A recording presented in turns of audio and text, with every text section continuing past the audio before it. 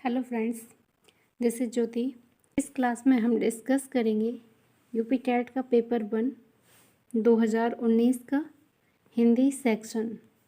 तो इस सेक्शन में फर्स्ट क्वेश्चन पूछा गया था हिंदी का, घोंसले में चिड़िया है में कौन सा कारक है। तो यहाँ पे ये जो मैं कारक है, मैं पे या पर जो होता है ये होता है अधिकरण कारक। तो इस क्वेश्चन का जो राइट ऑप्शन होगा वो है ऑप्शन 1। इसके अलावा जो संबंध कारक होता है, जैसे राम का भाई, यानी किसी व्यक्ति का या किसी वस्तु का किसी दूसरे व्यक्ति से संबंध दिखाता है। जैसे राम का भाई, यहाँ पे राम का संबंध जो है वो उसके भाई से है, तो यहाँ पे कारक होगा संबंध कारक। अपादान कारक होता है जब कोई वस्तु किसी चीज़ से अलग हो रही होती है, यानी अलग होने के सेंस में अपादान कारक का इस्तेमाल होता है। जैसे कि पेड़ से पत्ते गिरते हैं, तो इस वाक्य में पेड़ से पत्ते अलग हो रहे हैं, उस सेंस में वहाँ पे कारक होगा अपादान कारक। और वहीं पे जो संप्रदान कारक है, ये किसी को कोई वस्तु देने के सेंस में यूज होता है। जैसे कि माता पिता ने बच्चे के लिए उपहार लिया, तो बच्चे के लिए लिया है, तो वहाँ पे कौन सा संप्रदान कारक होगा। ठीक है, तो इस प्रकार ये हमारा जो पहला क्वेश्चन है इसका आंसर 1 सही हो जाता है। नेक्स्ट क्वेश्चन, पैराग्राफ दे रखा है, यहाँ पे गद्यांश दे रखा है इन्होंने। तो गद्यांश को सॉल्व करने का सबसे बेटर तरीका होता है कि पहले हम क्वेश्चंस को पढ़ लें, उसके बाद हम जाकर के गद्यांश में से अपना आंसर सर्च करें। तो यहाँ पे क्वेश्चन है, उपयुक्त गद्यांश के आधार पर बताइए कि संसार के सारे वाद सीमित हैं। उपयुक्त गद्यांश में गांधीवाद का आधार किसे बताया गया है। तो यहाँ पे सिर्फ 2 ही क्वेश्चन हैं इस गद्यांश के आधार पे। तो चलिए अब हम देखते हैं गद्यांश को। तो गद्यांश दे रखा है, गांधीवाद में राजनीतिक और आध्यात्मिक तत्वों का समन्वय मिलता है, यही इस बात की विशेषता है। आज संसार में जितने भी वाद प्रचलित हैं प्राय राजनीतिक क्षेत्र में सीमित हो चुके हैं। अब हम जरा अपने क्वेश्चन को देखते हैं। क्वेश्चन फर्स्ट है, उपयुक्त गद्यांश के आधार पर बताइए कि संसार के सारे वाद सीमित हैं। धर्म तक, सांप्रदायिकता तक, राजनीतिक क्षेत्र तक, आत्मा तक। तो इसका जो राइट आंसर है वो हो जाएगा ऑप्शन 3, राजनीतिक क्षेत्र तक। ऊपर देखिए यहाँ पे दे रखा है, तो यहाँ पे दे रखा है संसार में जितने भी वाद प्रचलित हैं राजनीतिक क्षेत्र में सीमित हो चुके हैं। ठीक है, तो ये हमारा राइट आंसर है। इसके बाद नेक्स्ट क्वेश्चन दे रखा है, उपयुक्त गद्यांश में गांधीवाद का आधार किसे बताया गया है। राइट आंसर हो जाएगा ऑप्शन 3, राजनीतिक और आध्यात्मिक तत्व को। ऊपर देखिए गद्यांश में दे रखा है गांधीवाद का आधार, यहाँ पे दे रखा है गांधीवाद में राजनीतिक और आध्यात्मिक तत्वों का समन्वय मिलता है, यही इस बात की विशेषता है या आधार है। ठीक है, तो इसका ऑप्शन 3 सही है। नेक्स्ट क्वेश्चन की तरफ बढ़ते हैं। नेक्स्ट क्वेश्चन पूछा गया था, कर्णप्रिया के रचनाकार कौन हैं। तो इसका सही आंसर हो जाता है ऑप्शन 3, यानी धर्मवीर भारती जो हैं वो कर्णप्रिया के रचनाकार हैं। नेक्स्ट क्वेश्चन, प्लुत स्वर कौन सा है। तो मात्रा के आधार पर जो स्वर होते हैं उनके 3 प्रकार होते हैं, एक होता है हर्ष स्वर, एक होता है दीर्घ स्वर और एक होता है प्लुत स्वर। तो हर्ष स्वर जो होता है उसके उच्चारण में कम समय लगता है, या कह सकते हैं कि एक मात्रा का समय लगता है। जैसे कि छोटा आ हुआ, छोटी ई हुई, तो ये हर्ष स्वर के एग्जाम्पल हैं। इसके अलावा जो दीर्घ स्वर होता है उसमें 2 मात्रा का समय लगता है, या फिर ये कहें कि इसमें हर्ष स्वर से दुगना समय लगता है। जैसे कि बड़ा आ हो गया, बड़ी ई हो गई, ये सभी दीर्घ स्वर में आते हैं। वहीं प्लुत स्वर जो होता है उसके उच्चारण में काफ़ी समय लगता है। जैसे कि हम ओम का उच्चारण करते हैं, ओम, या किसी को बुलाने, जब किसी को हम बुलाते हैं जैसे कि राम, तो यहाँ पे प्लुत स्वर का इस्तेमाल होता है। तो इसका जो राइट आंसर है वो हो जाएगा ऑप्शन 2, ओम। ये प्लुत स्वर है। नेक्स्ट क्वेश्चन है, राम आम खाता है में वाच्य का कौन सा रूप है? यहाँ पे हम देखते हैं राम आम खाता है। अगर राम यानी कि कर्ता का प्रभाव अगर क्रिया पे पड़ेगा, जैसे राम की जगह अगर हम यहाँ पे कर दें सीता, अगर हम यहाँ पे कर दें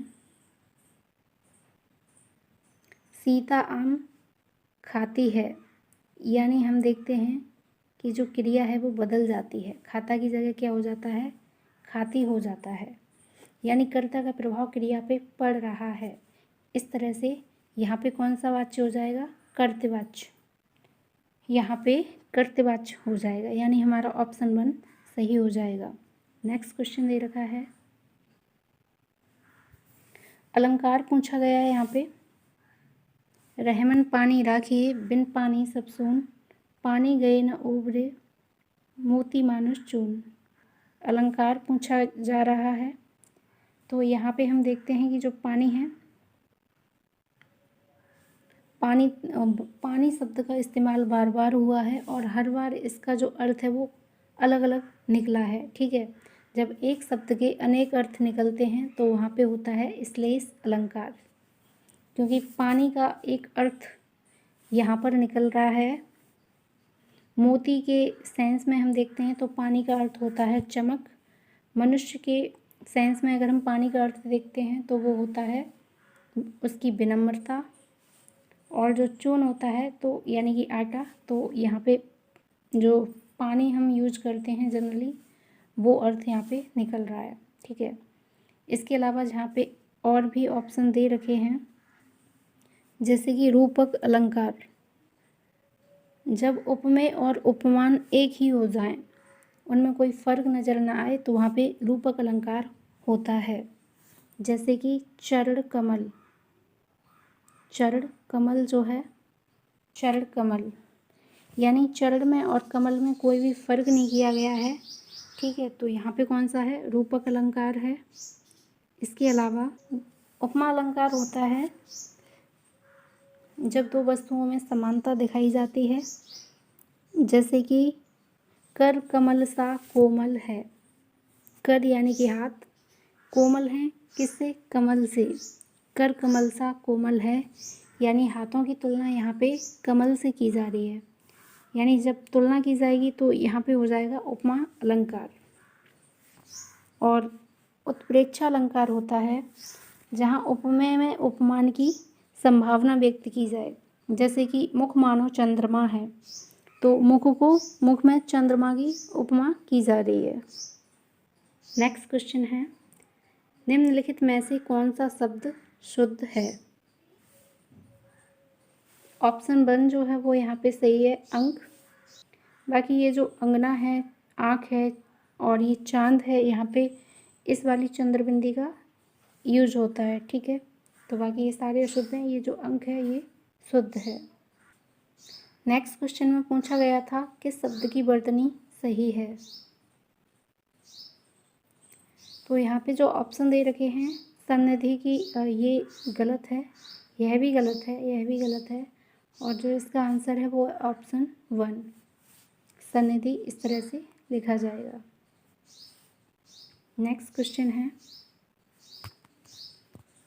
उपचारात्मक शिक्षण की सफलता निर्भर करती है।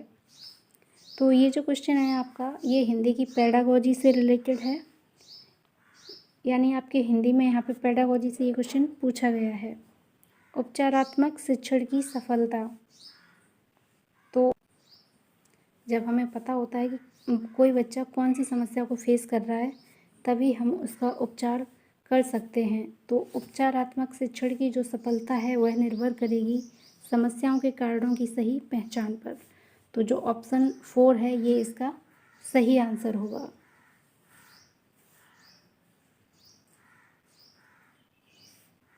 नेक्स्ट क्वेश्चन है, दिए गए पदांश को पढ़कर निम्नलिखित प्रश्न संख्या 41 एवं 42 के सही विकल्प छांटिए। तो यहाँ पे ये पद दिया जा रहा है, बरदंत की पंगत कुंद कली, अधराधर पल्लव लोचन की, चपला चमके घन बीच जगह, छवि मोतिन माल अमोलन की, घुंघरारी लटकें लटकें मुख ऊपर, कुंडल लाल कपोलन की, निबछावर प्राण करें तुलसी, बलि जाऊं लला इन बोलन की। तो यहाँ पे क्वेश्चन पूछा जा रहा है, इस पद्यांश में कौन सा रस है? शांत रस, वात्सल रस, करुण रस, श्रृंगार रस। तो यहाँ पे हम देखते हैं श्री कृष्ण की बात की जा रही है और उनकी भी बाल अवस्था की। तो जहाँ पे किसी बालक का वर्णन किया जाता है तो वहाँ पे वात्सल्य रस होता है। ये जो क्वेश्चन है इसका राइट आंसर हो जाएगा वात्सल्य रस। नेक्स्ट क्वेश्चन है, उपरोक्त पद किस कवि का है? तो ये तो इस पद में ही दे रखा है तुलसी बलि जाऊं लला इन बोलन की। तो यहाँ पे तुलसी वर्ड का इस्तेमाल है, यानी कि इससे हम पता लगा सकते हैं कि ये जो पद है वो तुलसीदास कृत है, यानी इसकी रचना तुलसीदास ने की है। आंसर हो जाएगा तुलसीदास। नेक्स्ट क्वेश्चन दिया है, उच्चारण स्थान की दृष्टि से कौन सा विकल्प शुद्ध है? तो यहाँ पे दे रखा है श तालव्य, स दंत्य, श मूर्धन्य, च कंठ, यानी कि वर्णमाला से ये क्वेश्चन है और इसका जो राइट आंसर है वो है ऑप्शन 2। ऑप्शन 2 वो सही हो जाता है। नेक्स्ट क्वेश्चन है, निम्नलिखित में कौन सा कथन अशुद्ध है? यानी ये 4 ऑप्शन दे रखे हैं, इसमें से अशुद्ध कथन पूछा गया है। ऑप्शन 1 है विसर्ग कंठ वर्ड है। ऑप्शन 2 है हिंदी में ज्ञ का उच्चारण परंपरा से भिन्न हो गया है। ऑप्शन 3 है 2 महाप्राण व्यंजनों का उच्चारण एक साथ हो सकता है। और ऑप्शन 4 दे रखा है 6 संयुक्त व्यंजन है। तो यहाँ पे ऑप्शन 1 जो है विसर्ग कंठ वर्ड है, ये सही है। हिंदी में ज्ञ का उच्चारण परंपरा से भिन्न हो गया है। ज्ञ को आजकल ज्ञ इस तरह से बोला जा रहा है, ज्ञ के सेंस में यूज किया जा रहा है। और ऑप्शन 4 जो है ये संयुक्त व्यंजन है, 6 जो है संयुक्त व्यंजन है, ये भी सही है। जबकि यहाँ पे अशुद्ध पूछा जा रहा है, तो अशुद्ध जो है 2 महाप्राण व्यंजनों का उच्चारण एक साथ हो सकता है, ये सही आंसर है। ठीक है, यानी ऑप्शन 3 जो है वो राइट आंसर है। नेक्स्ट क्वेश्चन है, मेरे लड़के ने मेरी आज्ञा का पालन नहीं किया। वाक्य में लड़के के विषय में कौन सा विकल्प अशुद्ध है? तो यहाँ पे लड़के की बात की जा रही है कि लड़के के विषय में कौन सा विकल्प अशुद्ध है? लड़का एक वचन है, सही है। करता है, ये भी सही है। पुल्लिंग है, ये भी सही है। लेकिन बहुवचन है, ये सही नहीं है। तो अशुद्ध पूछा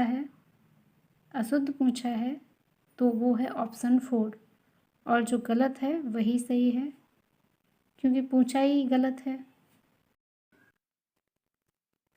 नेक्स्ट क्वेश्चन दे रखा है, निम्नलिखित में से कौन सा शब्द तद्भव है? तद्भव पूछा गया है।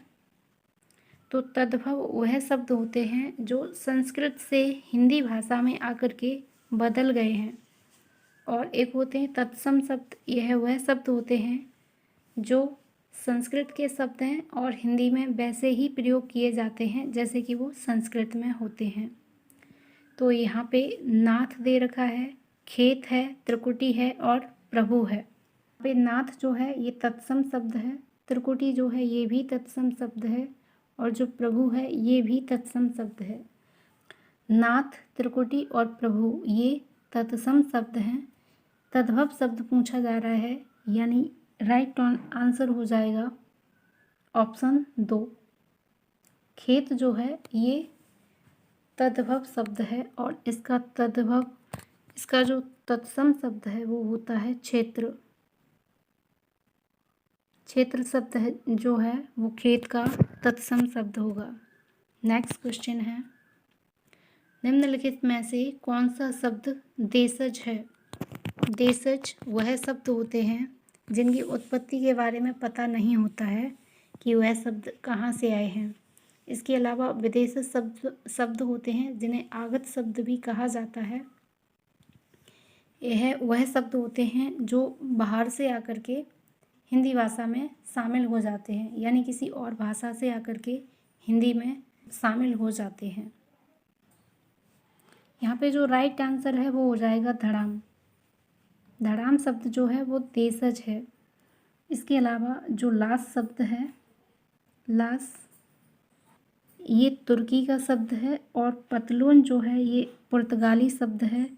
औरत जो है ये अरबी का शब्द है। ठीक है, तो जो राइट आंसर है वो हो जाएगा ऑप्शन 3। नेक्स्ट क्वेश्चन है, छछूंदर के सिर पर चमेली का तेल का अर्थ है? मुहावरा, यहाँ पे मुहावरा पूछा जा रहा है। ठीक है, तो इसका अर्थ हो जाएगा अयोग्य व्यक्ति को अच्छी चीज़ देना। इसका राइट आंसर हो जाएगा ऑप्शन 3, अयोग्य व्यक्ति को अच्छी चीज़ देना।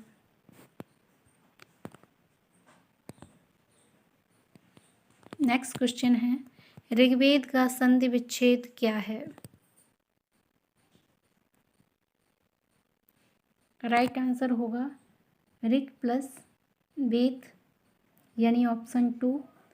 ये व्यंजन संधि का उदाहरण है। क जो है इसकी जब संधि होती है तो ये आधे ग में परिवर्तित हो जाता है। ठीक है, नेक्स्ट क्वेश्चन है, आपबीती शब्द में समास है, तो यहाँ पे समास पूछा जा रहा है। आपबीती का इसका जब हम विग्रह करेंगे तो ये होगा आप पर बीती, यानी इसका जो राइट आंसर है वो हो जाएगा तत्पुरुष समास। तत्पुरुष समास में क्या होता है, जिस समास का पहला पद प्रधान होता है और उसमें कारक का इस्तेमाल किया जाता है। तत्पुरुष समास जो होता है वहाँ पे कारकों का प्रयोग होता है, जिससे हम पहचान सकते हैं कि ये तत्पुरुष समास है। सेकंड दे रखा था द्वंद्व समास। द्वंद्व समास जो होता है इसमें दोनों पद प्रधान होते हैं, जैसे कि दिन रात, इसमें दिन और रात दोनों प्रमुख हैं। वहीं कर्मधारय समास जो है इसमें एक विशेष्य होता है और एक विशेषण, यानी एक शब्द दूसरे शब्द की विशेषता बताता है, जैसे कि महादेव। महादेव यानी कि महान है जो देव, तो ये एग्जाम्पल हो जाएगा कर्मधारय का। द्वैक समास होता है ऐसा समास जिसका पहला पद संख्यावाचक होता है, जैसे कि दोपहर, त्रिलोक। त्रिलोक त्रि यानी कि 3, दोपहर में 2 यानी कि 2 पहरों का समूह। नेक्स्ट क्वेश्चन है, प्रयोजन का समानार्थी शब्द नहीं है। प्रयोजन का अर्थ जो है उद्देश्य होता है, हेतु भी होता है, लक्ष्य भी होता है, लेकिन नियोजन नहीं होता है। पूछा क्या है, नहीं है, यानी हमारा जो राइट आंसर है वो हो जाएगा ऑप्शन 4। नेक्स्ट क्वेश्चन है, ऋजु का विलोम शब्द है। ऋजु मतलब होता है सीधा, जैसे कि ये रेखा है इसको ऋज रेखा बोलेंगे। वक्र होता है घुमा हुआ इस तरह का। ठीक है, तो विलोम पूछ रहा है तो ऋजु का जो विलोम है वो हो जाएगा वक्र, यानी option 4 is right. Next question है, निम्नलिखित विकल्पों में किस विकल्प में विशेषण का निर्देश अशुद्ध है? तो यहाँ पे हम देखते हैं 26 पूर्णांक बोधक है। 26 इस तरह से लिखा जाएगा और ये एक पूर्णांक होता है। ठीक है, दूसरा क्रमवाचक है, जैसे कि पहला, दूसरा, तीसरा, तो ये क्या है, क्रम का बोध हो रहा है, तो ये क्रमवाचक हो गया। 2.5, 2.5 जो होता है ये अपूर्णांक है, पूर्णांक का इससे बोध नहीं हो रहा है। ठीक है, तो ये भी सही है।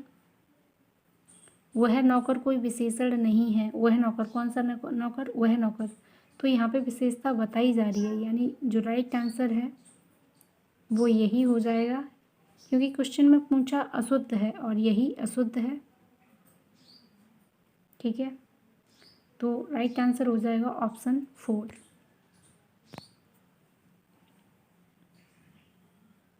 नेक्स्ट क्वेश्चन दे रखा है, आप भला तो जग भला वाक्य में सर्वनाम के किस भेद का बोध होता है। तो आप से रिलेटेड यानी स्वयं से रिलेटेड कोई चीज़ होती है तो वहाँ पे सर्वनाम होता है निजवाचक। तो यहाँ पे जो ऑप्शन है वो 3 सही हो जाएगा, निजवाचक सर्वनाम। ठीक है, नेक्स्ट क्वेश्चन है, क्वेश्चन दे रखा है, निम्नलिखित में से कौन सा शब्द पुल्लिंग है। तो पुल्लिंग शब्द पता करने का सबसे अच्छा तरीका है कि जो शब्द दे रखे हैं उनको आप वाक्यों में प्रयोग करके देख लें। पहला शब्द दे रखा है संतान, तो संतान होता है या होती है, तो संतान होती है, यानी ये कैसा हो गया, स्त्रीलिंग। इसके अलावा कड़ी, कड़ी होती है या होता है, कड़ी होती है, यानी ये भी कैसा हो गया, स्त्रीलिंग, यानी ये भी आंसर नहीं होगा, ना ये होगा। चील, चील क्या होती है, उड़ता है या उड़ती है, चील उड़ती है, यानी ये भी स्त्रीलिंग है। इसके अलावा यहाँ पे जो ऑप्शन दे रखा था वो सरसों का खेत था, सरसों का खेत, तो यही वाला आंसर सही था। नेक्स्ट क्वेश्चन है, प्रकाशन वर्ष की दृष्टि से डॉक्टर हरिवंश राय बच्चन की रचनाओं का सही क्रम है। तो हरिवंश राय बच्चन की यहाँ पे रचनाएं दे रखी हैं जिनको सीरियल से लगाना है। तो यहाँ पे जो ऑप्शन 2 है वो सही है।